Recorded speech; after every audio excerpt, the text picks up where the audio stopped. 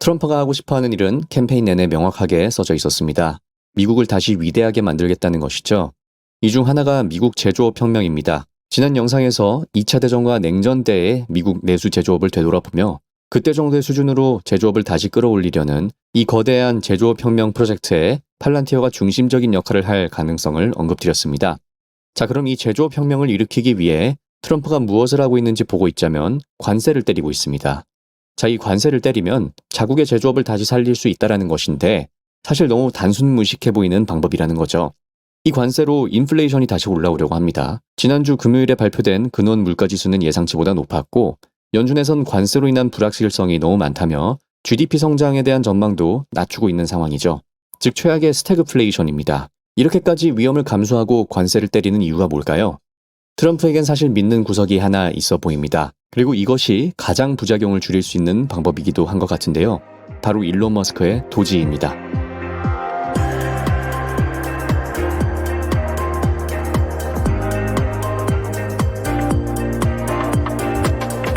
미국은 지난 몇십 년간 상대국에 대한 관세는 저렴하게 해주면서 본인들의 물건은 세게 관세를 때리는 상대국들과의 불균형을 감내해왔다고 합니다. 그에 대한 이유는 분명히 있었죠.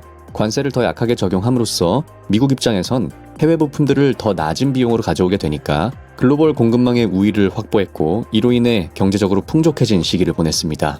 하지만 긴 시간 동안 무역 관세의 불균형으로 인해서 미국 내수 제조업 그리고 중산층 일자리가 위태로워진 것이라는 거죠. 물론 지난 시간에 정리를 해드린 것처럼 제조업을 내준 대신 소프트웨어 발전이 강력하게 된 미국이기에 지금 팔란티어 같은 기업이 탄생하게 된 것은 맞지만 제조업만 놓고 보자면 미국 입장에서 균형이 깨졌다라고 주장하는 것입니다. 이것을 트럼프는 바로잡겠다라고 하는 것이죠. 미국의 제조업 혁명을 일으켜야 하고 내수 경제만으로 미국이 돌아갈 수 있게끔 돌려놓겠다는 겁니다. 참고로 이건 트럼프가 갑자기 어디서 영감을 받아서 말을 바꾸거나 한 것이 아닙니다.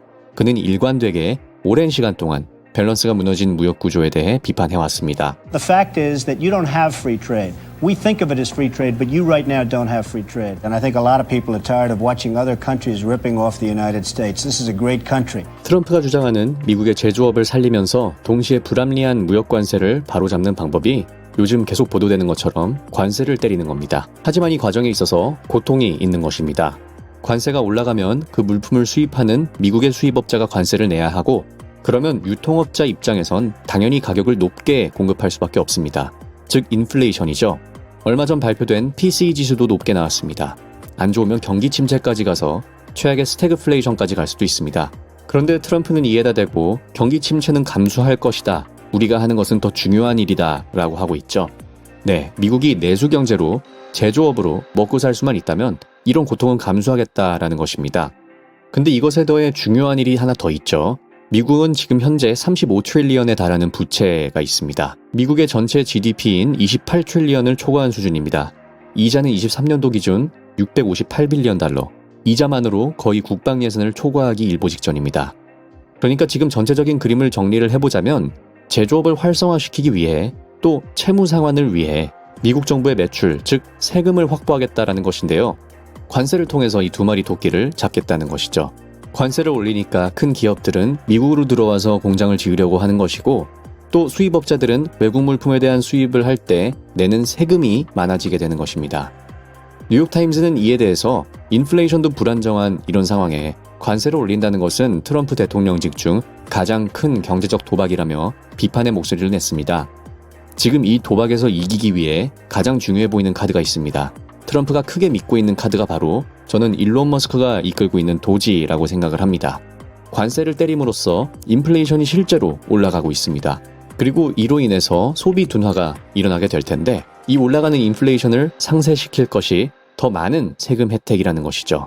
이런 식으로 정책을 펼치겠다는 것인데 이 세금 혜택을 주기 위해선 정부의 잔고에 돈이 많아야겠죠.